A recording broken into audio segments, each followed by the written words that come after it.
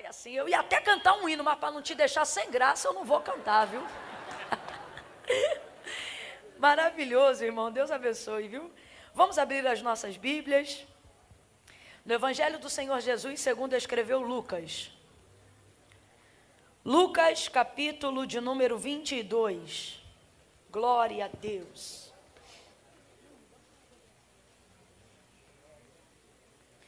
Evangelho do Senhor Jesus, segundo escreveu Lucas, capítulo 22, em homenagem às 22 cidades que estão aqui hoje. Oh, meu Deus. Obrigado, irmão André. Glória a Deus. Você vai orando aí por mim, irmãos. Eu estou com uma dor de cabeça tão elevada, tão elevada. Está repreendido em nome de Jesus, né? Sabe aquela dor de cabeça que tenta desnortear a gente? De tanta dor de cabeça que é? Mas vai sair em nome de Jesus, você crê? Tem que sair, porque senão a gente fica tão atordoado, que se não vigiar a gente chama Jesus de Genésio. Mas Jesus é Jesus.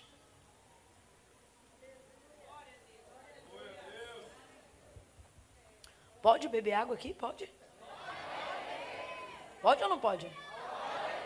Então não fica me secando, não. Quando eu estiver bebendo água, você vai dando glória para Deus, vai mostrando para Jesus que o culto é dele.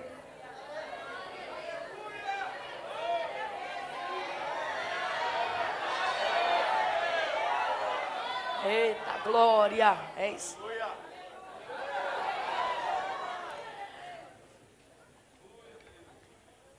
Versos de número 28 em diante. Irmãos, essa palavra, uma palavra que o Senhor tocou no meu coração fortemente para essa noite. Essa palavra voltou ao meu coração como palavra de Deus para esse dia. E já há tanto tempo que eu não debruçava sobre ela que eu pedi a Deus confirmação. Dizia, Deus, confirma se essa é a palavra. E quando o pastor Daniel aqui no ofertório falou sobre o grão, né? Que você planta um e nasce 30, 40, 60, até 100 por um. Eu entendi a perfeição da confirmação da palavra de Deus. Deus é fiel, o Senhor está falando conosco nesta noite. Lucas 22, versos 28 em diante. Quem achou, diga amém. Amém. Diz assim o texto. Vós sois os que tendes permanecido comigo nas minhas tentações. Assim como meu Pai me confiou um reino, eu o confio a vós. Assim como meu Pai me confiou um reino, eu o confio a vós. Para que comais e bebais a minha mesa no meu reino, e vos assenteis sobre os tronos para julgar as 12 tribos de Israel. Verso 31. Simão, Simão, Satanás vos pediu para peneirar como trigo, mas eu roguei por ti, para que não desfaleças a tua fé. Então, quando tu te converteres,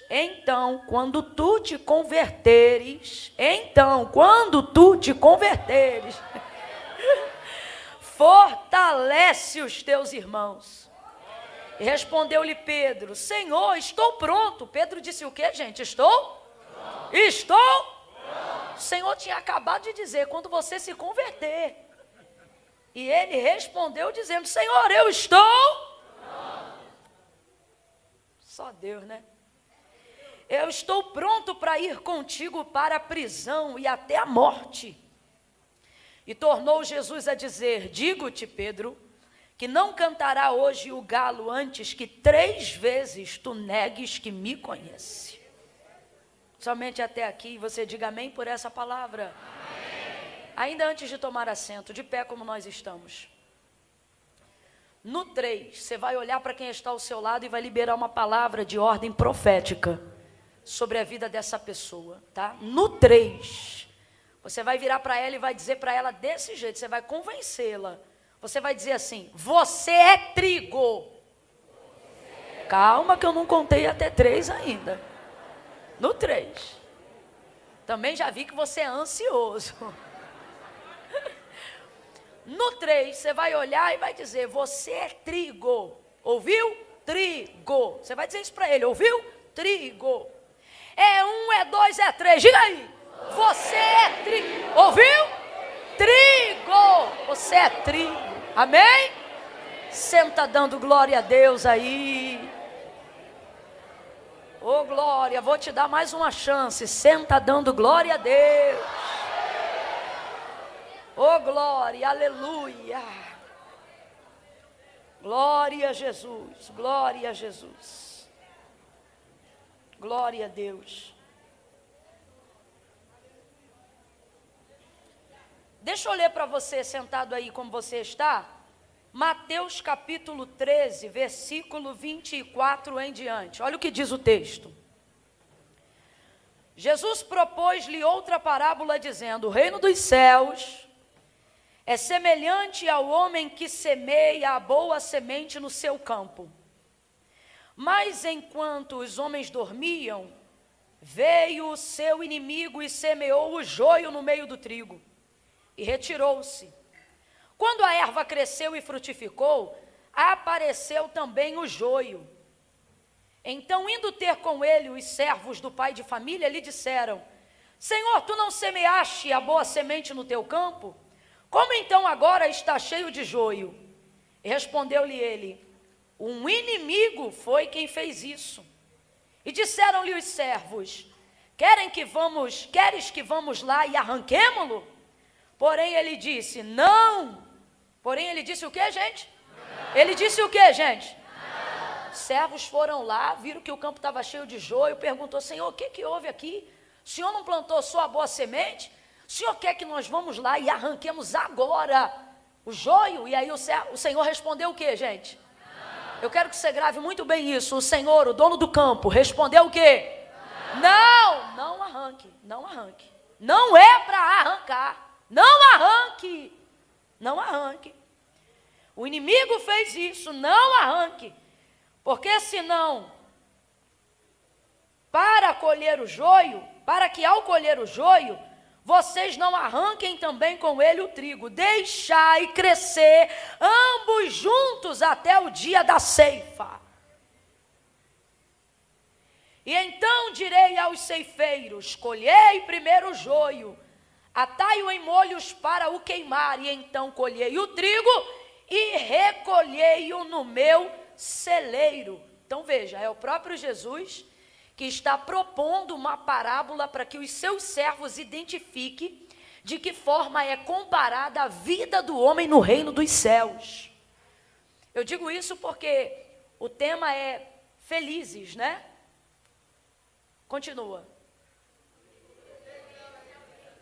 Porque deles é o reino dos céus. Aí Jesus vai propor uma parábola, não só essa. No capítulo 13 de Mateus, ele vai sair propondo uma atrás da outra, várias, a fim de fazer não só com que os seus discípulos, mas a multidão que o seguia, compreendesse o que é a manifestação do reino de Deus, o que é o reino de Deus, de que forma esse reino pode ser compreendido, e não só compreendido, mas vivido por nós, porque ele não espera que nós venhamos compreender a manifestação desse reino só naquele grande dia, quando fomos arrebatados, ou quando ele vier buscar a sua igreja. Não, ele quer a compreensão da manifestação desse reino aqui na terra. Por isso a oração do Pai Nosso, aquela que Jesus ensinou aos seus discípulos, ela não dizia que nós venhamos ir ao teu reino, mas ela dizia que venha o teu reino a nós, aqui na terra. Pai Nosso que está no céu, santificado seja o teu nome, venha o teu reino. Então não é para aqui subir, é para lá descer sobre nós. E aí então ele vem fazendo os seus discípulos terem a compreensão de como é que esse reino se manifesta aqui na terra. E é necessário essa compreensão para você entender que não são anjos que vão manifestar o reino de Deus aqui na terra, não são apenas pessoas de poder ou de cargo eclesiástico que têm autoridade para manifestar o seu reino aqui na terra, mas são todos aqueles que foram chamados e foram feitos filhos de Deus. receberam também com ele autoridade, ao serem feitos filhos de Deus, também de manifestar o seu reino aqui na terra. Quando Jesus envia os seus 12 discípulos, antes de ser entregue à cruz do Calvário, antes da ressurreição, e depois dando continuidade em Atos dos Apóstolos, capítulo 1, verso 8, quando ele é assunto aos céus, ou seja, quando ele em carne não vai mais estar com a sua igreja aqui, antes de tudo isso ele já vai delegar poder aos seus. Ele vai dizer assim: eu vos dou o poder. E que poder é esse que o Senhor delegou aos seus? Um poder que só aqueles que estão constituídos do reino de Deus têm autoridade para manifestar. Então aqui você já começa a compreender que não é só conhecer o nome de Jesus, mas é ter autoridade para no seu nome manifestar o seu poder. Foi isso que ele disse aos seus discípulos: vocês se maravilham com aquilo que eu faço, mas em meu nome vocês farão coisas muito maiores. Aí ele vai dizer aos seus discípulos que lhes dá autoridade, porque a autoridade é direito de exercer poder. E o que é poder? Direito de exercer autoridade. Então, quando Jesus disse aos seus discípulos, antes de ir para a cruz, antes de ressuscitar e antes de ser assunto aos céus, quando ele disse, eu vos dou poder, ele está dizendo, e eu vos dou autoridade. Autoridade para quê? Para usar esse poder.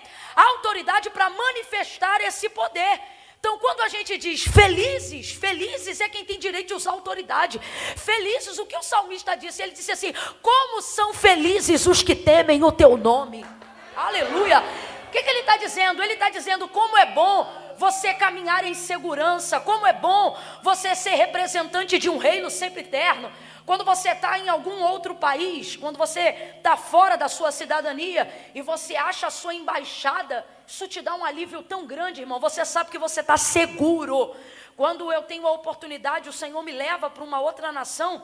Quando eu chego naquela nação, logo que eu piso em solo, no território estrangeiro, a primeira coisa que sobe no meu celular é uma notificação com o número da embaixada. Quem aqui já viajou para fora sabe qualquer operadora, independente da operadora. Quando você pisa numa nação estrangeira, a primeira notificação de mensagens que sobem lá é a notificação do seu código. Eles te dão um número e te dão o número da embaixada, dizendo, qualquer coisa que aconteça, resumindo, você vai ligar para esse número, é o número da sua embaixada aqui nessa nação, e você vai dar esse código aqui, é o número. O que é aquele código? Aquele código vai te dar acesso para você ser reconhecido na embaixada como alguém daquela nação, da sua nação, numa embaixada distante. Então veja, é isso que Jesus está fazendo. Qual é o código? O código é Jesus. Aí olha o que ele diz, e eu vos dou poder. E eu vos dou poder. O que é isso? Eu vos dou autoridade. E aonde? Só aqui em Jerusalém? Não, Judeia, Samaria e até os confins da terra. E o que nós vamos fazer lá, Senhor? Vocês pisarão serpentes e escorpiões. Vocês vão ter poder para desatar cadeados de ferro, ferrolhos de bronze. Vocês comerão coisas mortíferas e essas coisas não lhes farão dano algum, porque eu vos dou poder, eu vos dou autoridade. Ele diz assim, vocês chegarão numa nação, numa pátria ou numa cidade e dirão, paz seja convosco. E se vocês forem bem recebidos, a paz que é com vocês, ou seja, a paz da vossa autoridade, vai se assentar sobre aquela cidade, reino ou nação. E se vocês forem mal recebidos, vocês têm autoridade para levar embora a paz que vocês carregam daquela região. Tamanha é a autoridade que eu vos dou, porque ele disse, eu vos dou poder. Poder. E eu vos dou poder, muito poder, irmão, muita autoridade. Agora, essa foi a palavra que ele liberou. E o poder, de fato, veio quando? Atos dos Apóstolos, capítulo 2. Porque o mesmo Jesus que disse, eu vos dou poder, antes de ir embora, disse para ele, portanto, ou seja, uma coisa está ligada à outra. A palavra está sobre vocês e vocês vão receber o cumprimento dela, desde que, ou seja, portanto, ficai em Jerusalém, até que do alto sejais revestidos de poder. Até que essa palavra se cumpra. Por quê? Jesus não tem interesse em testemunha que não tenha poder. Todo aquele que manifesta o reino de Deus, ou que deveria manifestar o reino de Deus, se o fizer sem poder, envergonha o reino. Então o que Jesus vai dizer aos seus discípulos? Ficai até que do alto sejais revestidos. Até que vocês sejam o quê? Tomados de poder. O batismo do Espírito Santo com fogo, não só na descida do cenáculo, mas hoje sobre cada um de nós. Qual é o seu principal propósito? Fazer o homem falar com Deus? Não, fazer o homem ser revestido de poder. Esse é o principal propósito. Existem outros, mas esse é o principal propósito. Sermos revestidos de poder. Para quê? Para termos autoridade para manifestar esse reino do qual cremos, esse reino do qual profetizamos. Quem aqui já viu alguém manifestando o nome de Jesus sem poder? Dá uma vergonha alheia. Quem aqui já viu alguém tentando expulsar um demônio e o demônio não saía? Quem aqui já viu alguém dizendo que era crente dando mau testemunho? E o que é isso? Isso são pessoas que acreditam fazer parte de um reino do qual elas não têm poder e autoridade para exercer esse reino. Então, quem não tem poder só passa vergonha. Eu quero que você olhe para alguém que está ao seu lado e diga isso agora para essa pessoa. Diga assim para ela: se não tiver poder, diga, se não tiver poder, vai passar vergonha.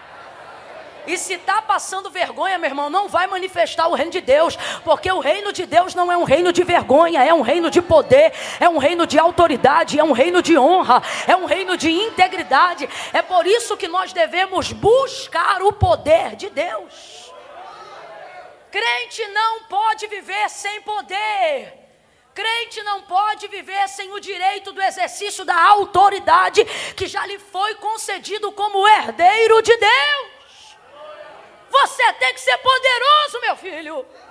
Você tem que ser poderosa, minha irmã.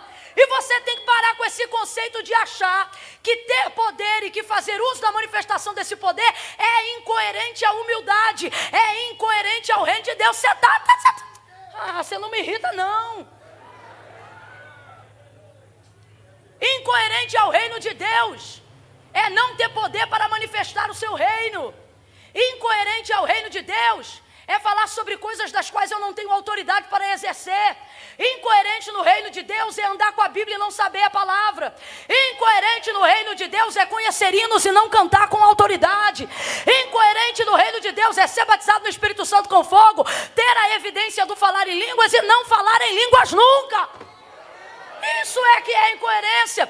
Quando João, revestido de muita autoridade para anunciar o reino de Deus, porque ele dizia: arrependei-vos porque é chegado o reino dos céus, arrependei-vos porque é chegado o reino dos céus. Olha isso, ele era tão poderoso em anunciar e em ser representante oficial daquele que prepara o caminho para a manifestação do reino de Deus aqui na terra, que o povo, vendo ele pregar com tanto poder, começou a achar que ele era o próprio Cristo e o Messias prometido, ao ponto que perguntavam para ele: por quê? Para pensar, o homem pregando no deserto, sem retorno, sem microfone, sem púlpito, sem parede, sem acústica, sem nada. O texto diz que uma multidão enchia o deserto quando João pregava. Meu irmão, uma multidão no deserto não é igual uma multidão dentro da igreja, não. A igreja tem paredes que delimitam a proporção do espaço. No deserto, como é que você enche o deserto? Não há limites. Então é mais cabeça à vista de João do que grão de areia debaixo dos seus pés. E ele pregava com poder e autoridade. E o culto de João era muito pedagógico, por isso era muito repetitivo. João não tinha mensagens diferentes todo dia. Para você que só quer novidade, você ia odiar o culto de João. O culto de João é extremamente doutrinário. Na segunda ele fala uma coisa, na terça ele fala a mesma coisa que falou na segunda, na quarta ele fala a mesma coisa que falou na segunda e na terça, na quinta ele repete a mensagem, na sexta ele prega a mesma coisa de novo, no sábado ele descansa, no domingo de manhã ele diz de novo: arrependei-vos, arrependei-vos porque é chegado o reino dos céus. A sua mensagem era tão poderosa, complete aí para mim, a sua mensagem era tão... Apesar de ser repetitiva, ela era tão poderosa, que os sacerdotes e fariseus que tinham todo acesso ao templo gostavam de ir ouvir João. Não gostavam do que ele falava, mas ia lá para ouvir toda vez. Este é o poder de quem tem autoridade. Não vão concordar com tudo que você diz, mas vão sempre parar para ouvir quando você fala. Quando você tem autoridade, essa é a diferença.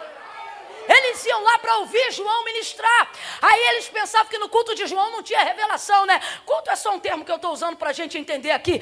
E eles diziam, raça de víboras, porque eles pensavam assim na cabeça deles, que esse homem aí todo esquisito, pensa que é para se dirigir a nós dessa maneira. Será que ele não sabe que nós somos filhos de Abraão? E aí o que João dizia? E vocês? Ele só não dava nome, mas ele sabia quem era. Ele dizia, e vocês que estão aí me ouvindo, pensando, quem ele pensa que é para falar com a gente assim? Porque sois filhos de Abraão? Pois fiquem cientes, se vocês não se arrependerem, até dessas pedras Deus suscita filhos a Abraão.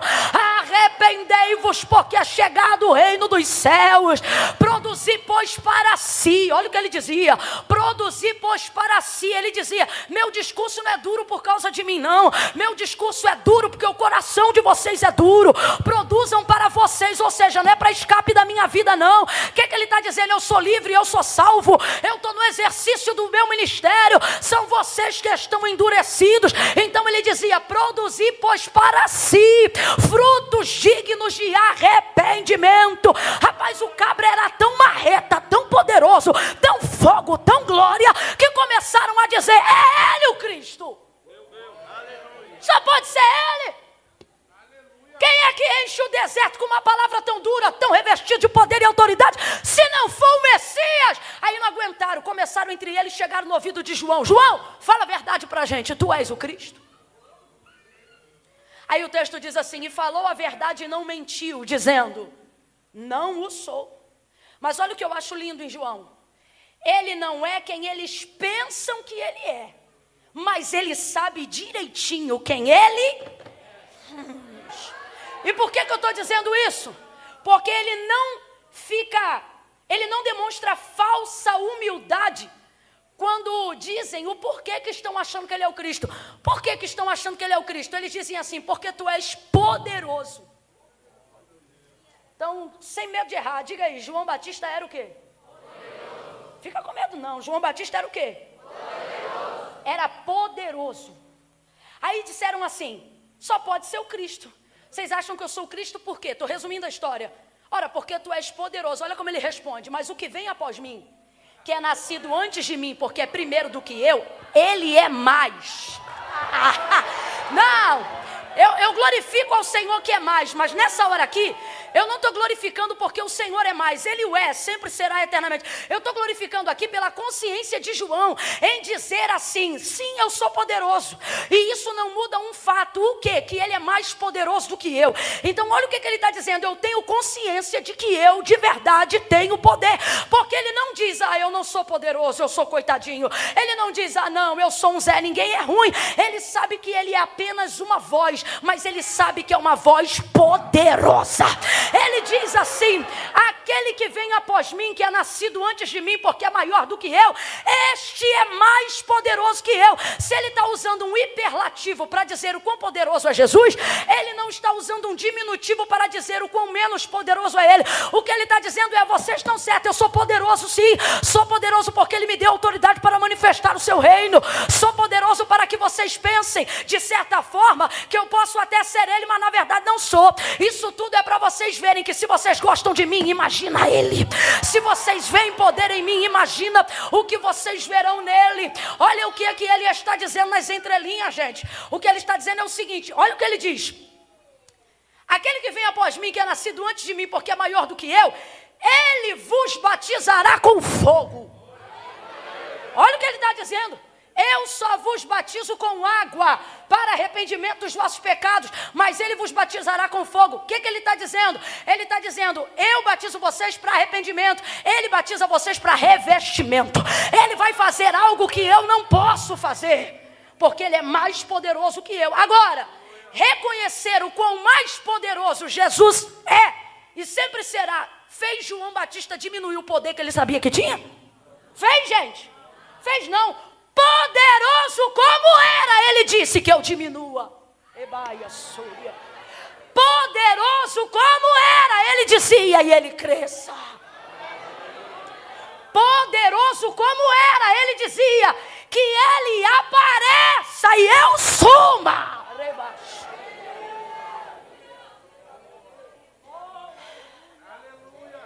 Você percebe, alguém aqui consegue perceber que João Batista consegue não diminuir o que Deus faz na vida dele para diminuir a si mesmo? Vou repetir. Alguém aqui consegue perceber que João Batista consegue não diminuir o que Deus faz na vida dele para poder diminuir a si mesmo? É a mesma pessoa que não diminui o que Deus faz, mas consegue diminuir a si mesmo. A gente pega tudo e faz uma coisa só. Para diminuir a si mesmo, você diminui seu lugar no reino. Para diminuir a si mesmo, você diminui as coisas que Deus te entregou. Para diminuir a si mesmo, você diminui teu poder e tua autoridade, porque você não consegue diminuir a si mesmo e manter as coisas que Deus fez grande. Você bota tudo no mesmo saco emocional e começa a andar por aí como se fosse aquele desenho do sei lá como é que é aquela raposa lá que ela ficava, ó vida, ó céus. Olha de novo para quem está do teu lado e diga, tu é poderoso. É poderoso. Pare de agir como se não fosse. Pare de agir como se não tivesse. Pare de agir como se não tivesse sido chamado, como se não fosse escolhido. Ei, se endireita nessa cadeira aí, poderoso. Bora, se endireita aí, poderosa.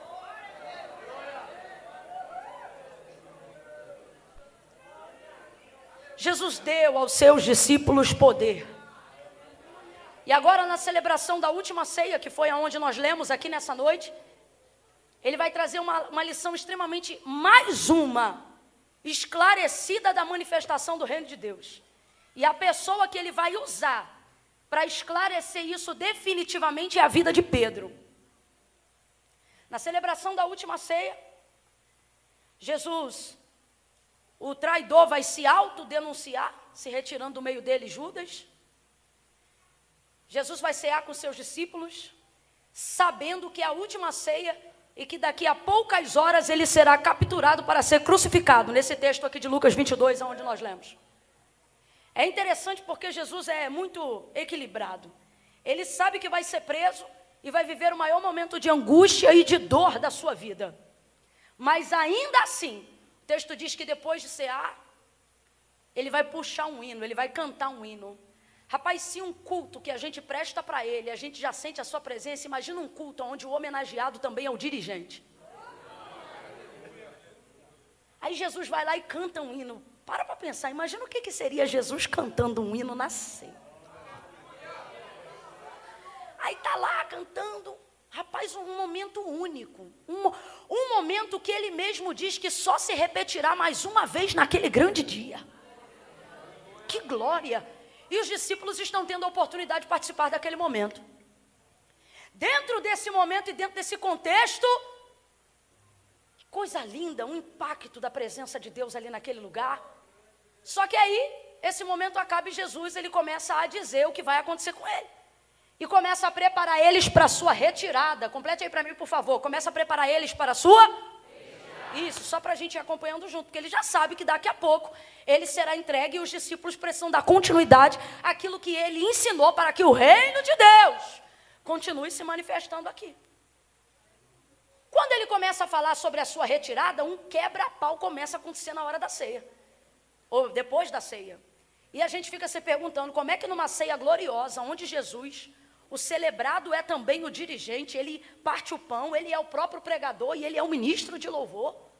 E ele canta um hino e é coisa gloriosa. Como é que depois de um culto, abre aspas, depois de um culto desse, o pau quebra? É igualzinho a gente. Quantas vezes a gente sai de um culto glorioso e na cantina a gente já arruma confusão.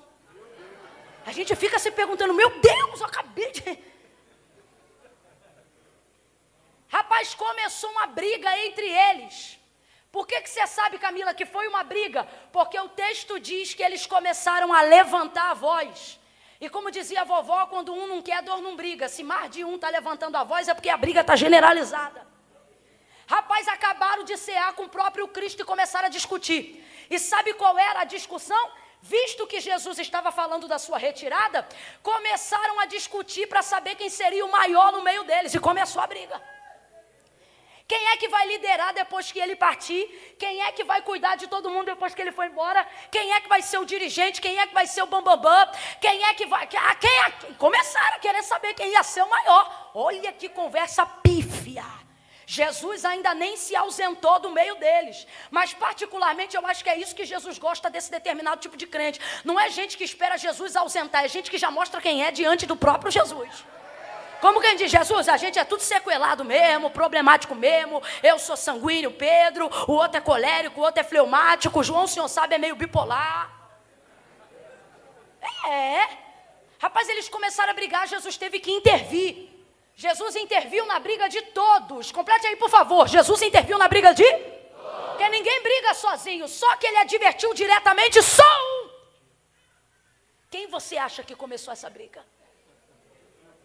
Para ele ter advertido só um, você acha que ele ia advertir só um aleatoriamente? Começou esse quebra-pau para saber quem seria o maior. E Jesus chega e diz assim: vós sois os que tendes permanecido comigo nas minhas tentações. Sabe o que ele está dizendo? Olha o que ele disse, você leu comigo. Assim como meu pai me confiou o reino, eu vou sair daqui depois desse quebra-pau e eu vou dar esse reino. Gente, Jesus é muito crente. Eu vou sair daqui, eu vou pegar o reino que meu pai me deu, eu vou dar para você. Tipo assim, vê o que vocês vão fazer com o reino do meu pai, que ele deu para mim, e eu estou deixando para vocês. Aí olha o que ele disse, corroborando o que a gente disse lá na introdução. Não há problema em ser grande no reino. Também não há problema em querer ser o maior. Não há. Porque quando eles começaram a brigar para saber quem seria o maior, olha como Jesus acabou com a briga. Ele não disse que era pecado alguém querer ser maior. Ele disse, porque aquele que quiser ser o maior no meu reino. Então o que ele está dizendo? Você pode galgar esse lugar. Você pode desejar essa posição. Só que olha o que ele diz, só não esqueçam que no meu reino não é assim que você vira o maior, brigando por cadeira, brigando por título, brigando por bandeira, brigando... Não. Aí ele diz, no meu reino o maior é o que serve. Tendo dito isso, ele acabou com a discussão. Aí ele disse, vós sois os que tendes permanecido comigo nas minhas tentações. O que Jesus está dizendo? Vocês, eu estou falando aqui, vamos falar rasgado a grosso modo, vocês são vacilão. Ser não vigia, mas quando a coisa aperta para mim, é vocês que estão comigo desde o início. Jesus exalta mais a fidelidade do que os defeitos. Davi não foi amado do Senhor porque não pecava. Davi foi amado do Senhor porque o reconhecia mesmo quando pecava. Não são os nossos defeitos que nos apartam de Deus, são as nossas hipocrisias em não confessá-los diante dele. Oh, meu Deus do céu. Aí ele diz assim, meu pai me confiou um reino, eu vou confiar esse reino a vós. Como quem diz assim, vocês não podem usar esse tempo fazendo o que vocês estão fazendo agora. Aí, tendo dito isso, do nada ele vira para Pedro e diz, Simão, Simão. Chamou ele quantas vezes? 2 vezes. Sabe por que chamou de Simão? Não estou falando com você agora não. Estou falando com essa sua raiz hereditária. Com esse seu Adão que não morre. Chamou ele 2 vezes porque era necessário despertamento. Abre a tua boca para você ser despertado também e complete aí, por favor. Era necessário despertamento. Despertamento. 2 vezes. Despertamento. Lembra quando Moisés estava indo ao Santíssimo da Sarça? O que o Senhor disse para ele? Moisés, Moisés, 2 vezes. Despertamento. Lembra quando Marta estava distraída? Lembra nos afazeres? Marta, Marta, despertamento. Lembra quando ele encontrou Saulo no caminho de Damasco?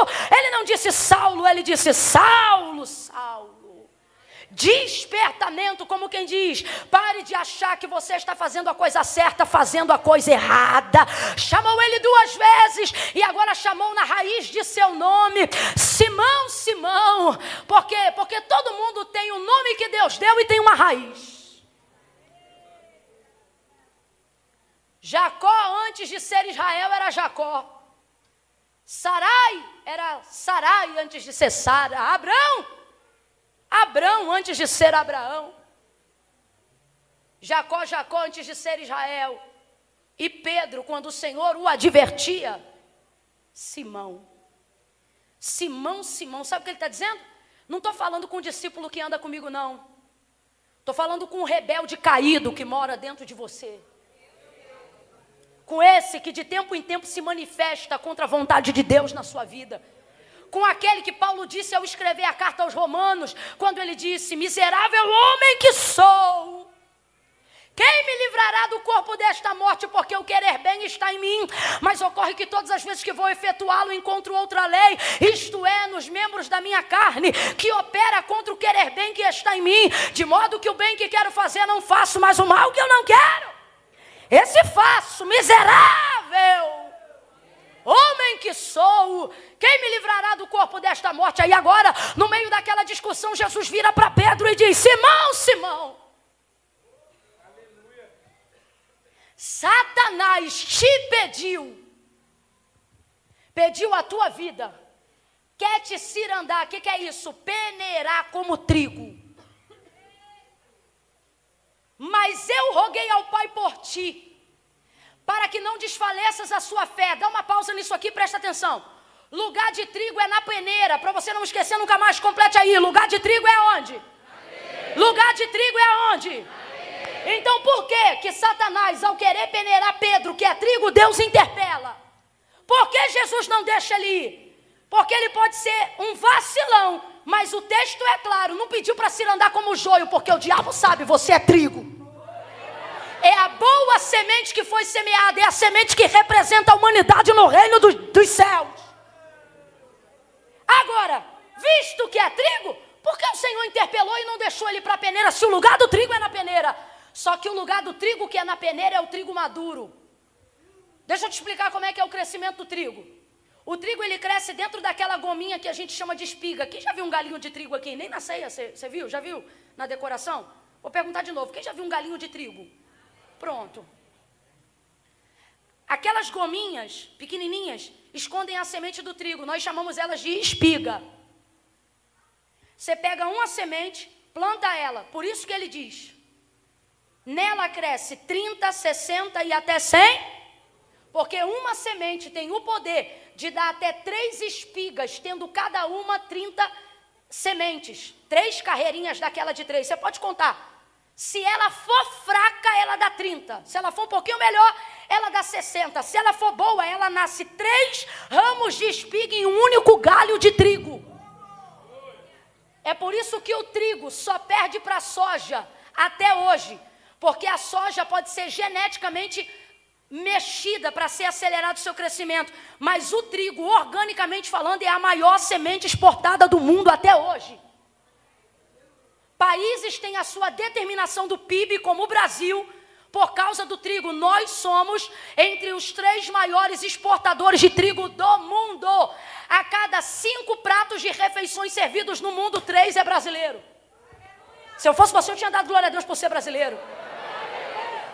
No mundo. Porque ela cresce muito rápido, ela dá um resultado de 100 dias. Então escute isso. Quando ela está madura, você colhe ela, craquela aquela espiga, e na agricultura de Israel naqueles dias, ela era colhida da seguinte forma. E por que eu estou falando naqueles dias? Porque é nos dias que Jesus está usando o exemplo para comparar o reino dos céus e para comparar a vida de Pedro, dentro do reino. Aí o que acontece? Quando a semente está madura, você colhe ela, colhe aquele galinho, craquela aquela espiga, e no último processo de retirada da casca, bota ela na peneira. Vou te explicar o que é craquelar. Quem aqui já teve um cantinho da cutícula em pé, duro, ou um pedacinho da unha que saiu e agarra na roupa? É o que faz com a espiga do milho, do trigo. Você craquela ela. Quando ela fica craquelada, igual a sua cutícula e a sua unha puxa fio, é o que a peneira faz na espiga. Quando agarra aquele fiozinho que foi craquelado na peneira, ela rasga a casca. E só fica a semente. Vamos lá, ela rasga a casca e só fica a semente. Quem faz a separação de casca e de semente é a peneira. Então pega trigo maduro, para você não esquecer. Pega o trigo maduro. Depois de craquelar, bota ele na peneira e vambora peneirar. Ó. Quem aqui já pegou uma peneira aí na vida, já peneirou 1/2 metro de terra? Nunca peneirou não, minha filha? Ó, você bota aqui. Tem gente que, como eu, não está acostumado, é só aquela peneirinha. Agora tem um povo abusado, eles jogam aqui, pega aqui. Vai peneirando, aí vai arrancando a casca. Como é que a casca sai? Não precisa descascar, olha o que acontece. Quando o agricultor está peneirando aqui, ó, a espiga do trigo, quando ele joga para o alto, na cultura de Israel, os maiores cultivadores de trigo, isso que eu estou falando aqui é livro de história com H, você pode ler que você vai ver. Faziam a colheita do trigo onde soprava o vento no oeste da cidade. Que vento é esse? É literalmente onde o vento faz a curva. Significa que é onde o vento soprava mais forte. Para que eles não tivessem que separar a casca. Então, quando eles botavam o trigo maduro na peneira e jogavam para o alto, por estarem na região oeste da cidade, ou seja, literalmente onde o vento faz a curva e é mais forte, quando ele jogava, a casca ficava leve, porque só tem peso a semente. Então, quando a casca subia, quem levava? E só caía na peneira quem? A casca vai para o vento, mas a semente vai para o celeiro. O agricultor não cultiva trigo para guardar casca, ele cultiva trigo para guardar semente. Só que esse processo que eu acabei de listar para você, ele só é bem sucedido se o trigo estiver maduro. E por quê? Porque o trigo maduro, como é que você sabe quando ele está maduro dentro daquele momento de agricultura? Quando aquela semente fica solta dentro da casca. Então presta atenção. Quando é que o trigo pode ir para a peneira? Quando a semente dentro da espiga está como? Está como? Então você define a maturidade do trigo que está preparado para ir para a peneira, desde que ele esteja solto da casca. Assim, quando a peneira ferir a casca, ela não fere a semente, ela libera a semente. Quem está entendendo até aqui, diga amém. Agora olha o processo do trigo novo. Por que Deus vai intervir? Porque Pedro é trigo, mas é trigo novo. E é trigo novo por quê? Porque a sua semente ainda não está solta Porque a semente é a alma, a casca é a carne. A casca é aquilo que depende dos nutrientes terrenos para desenvolver a sua vida. Todo mundo aqui, antes de entregar a alma para Deus, primeiro passou diante de Deus com a sua carne. Preste atenção nisso aqui. Deus dizia assim para Israel, dizia assim para Moisés, diga a Israel que faça canções com o meu nome, para que os filhos deles se lembrem dos meus feitos e temam o meu nome. Então é muito bonito a gente dizer, eu não adoro Deus pelo que Ele faz, eu adoro Deus pelo que Ele é. Mas antes de aprender a adorar Deus pelo que Ele é, prioritariamente você aprende a adorá-lo pelo que Ele faz.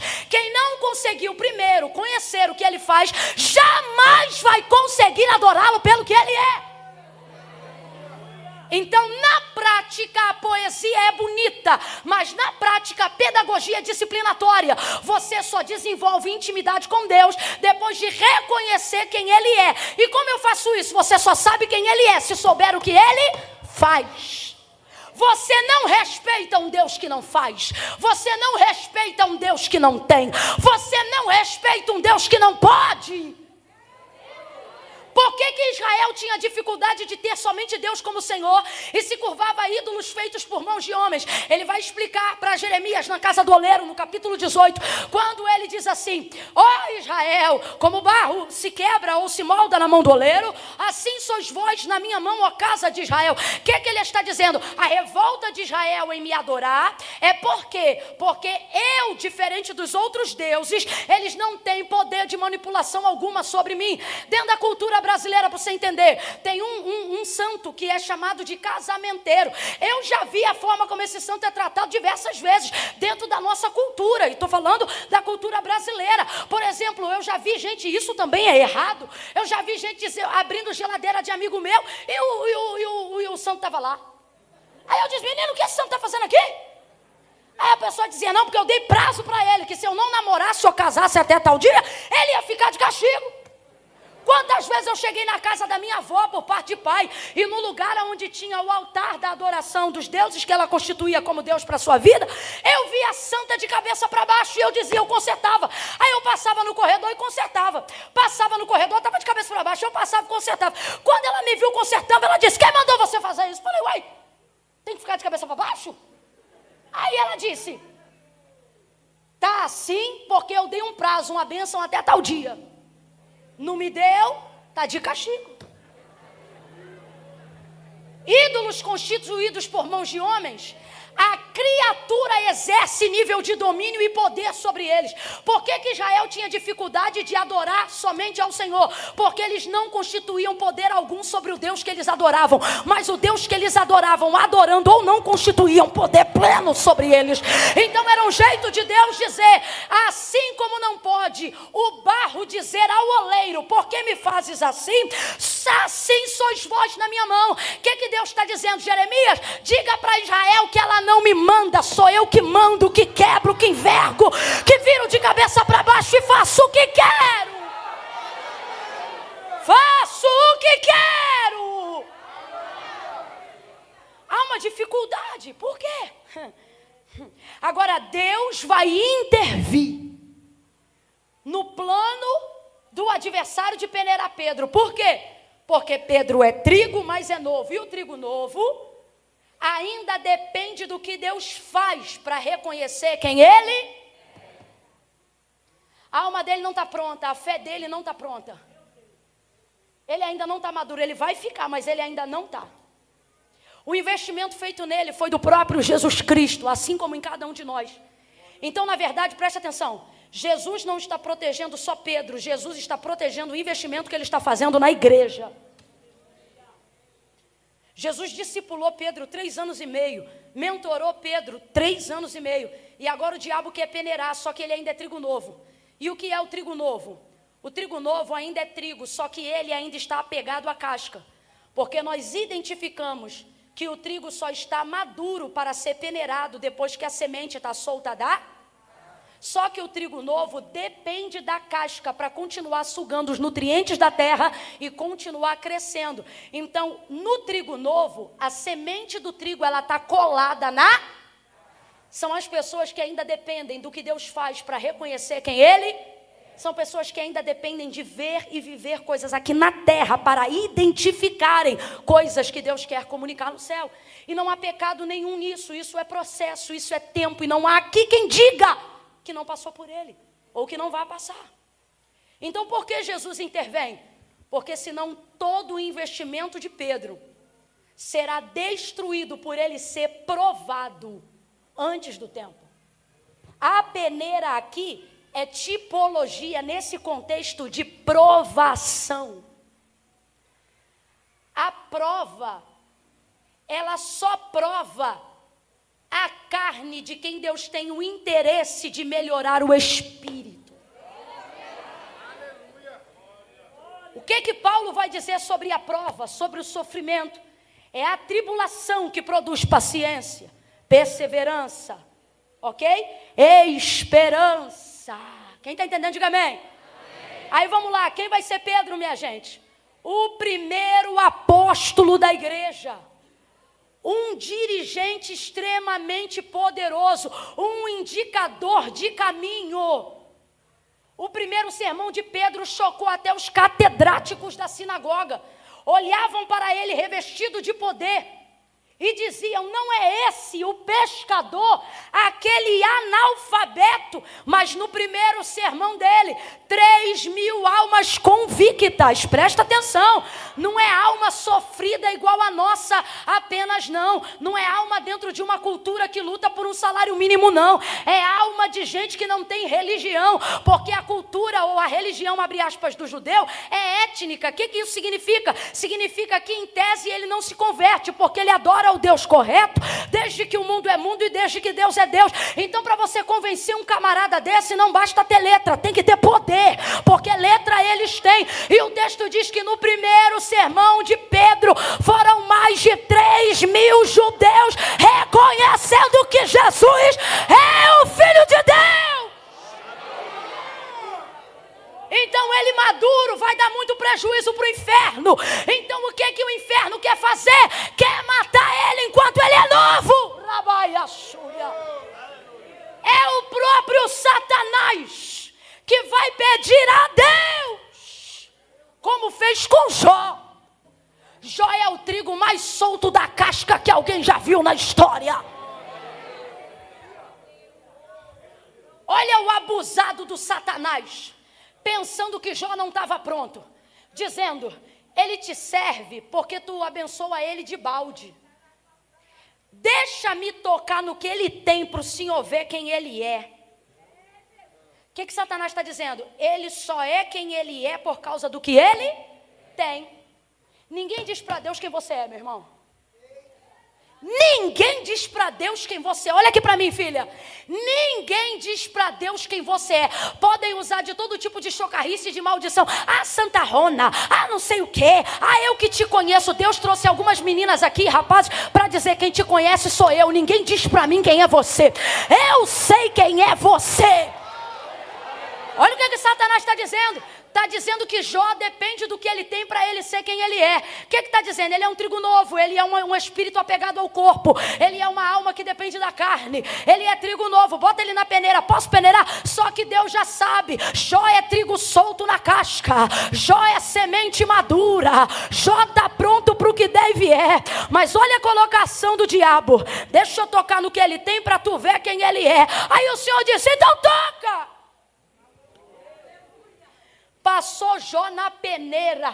Satanás feriu o corpo de Jó, a tal forma que ele tinha úlceras que atravessavam a pele. Ele se queixa de dor nos ossos, num lixo, se coçando com caco de telha, no meio da dor, todo arrebentado. O hálito dele era mais podre do que carnificina. Ele estava deteriorando no corpo. Mas Satanás viu este homem em estado de putrefação na carne, olhando para o Senhor e dizendo, nu saí do ventre da minha mãe e nu voltarei para lá. Deus me deu. Agora vamos ser honestos, Foi Deus que tomou? Foi Deus que tomou? Olha para o texto. Deixa eu tomar o que ele tem. Quem falou isso? Então quem tomou? Só que Jó não sacrifica para o diabo, não reconhece a autoridade do diabo. Jó nunca prestou um culto para o diabo. Jó não faz nada para o diabo. Jó não identifica a autoridade de poder do diabo. Então olha, você vai ver que o diabo só fala no capítulo 1 do livro de Jó, depois não fala mais. Porque quando você está solto da casca, o diabo perde o protagonismo na tua história. Nada do que ele faz contra você toca no teu espírito, toca na tua alma. Por que eu estou dizendo isso? Porque foi Deus que deu, mas com permissão de Deus. Quem tomou foi o diabo. Só que imagina, ele estava ao derredor de Jó. E por que você sabe disso? Porque o texto diz que havia um cerco ao redor de Jó, que não deixava Satanás transpor esse cerco para não tocar na vida dele. Então está ele ao derredor de Jó, esperando um jeito de atacá-lo. Aí Jó vai adorar dizendo, Deus me deu. E ele imagina ele do lado de fora do cerco, pensando, mas eu tomei. Diga aí que eu tomei. Diga aí que eu sou o autor da sua dor. Diga aí que eu sou o autor da sua tristeza. Ele te deu, mas eu destruí. Ele te deu, mas eu tomei. Aí Jó vai abrir a boca para contrariar Satanás. Ele vai dizer, e Deus tomou. Satanás foi descreditado por Jó.